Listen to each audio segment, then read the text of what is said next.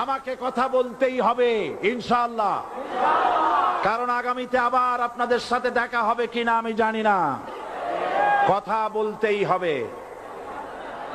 আমি দেখতে পাচ্ছি বাংলাদেশের ভাগ্য আকাশে উত্তর গগনে কালো মেঘ জমা হয়েছে, ঝড়ের পূর্বাভাস লক্ষ্য করছি।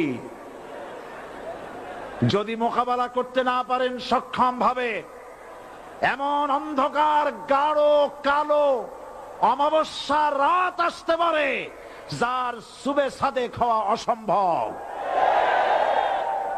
সুতরাং আপনারা কি কাপুরুষের মতো কাফের মুশরিকদের গোলামি করে মরতে চান? বিড়ালের মতো 500 বছর বেঁচে থাকার কোনো লাভ নাই। সিংহের মতো 1 ঘন্টা বাঁচতে চাই।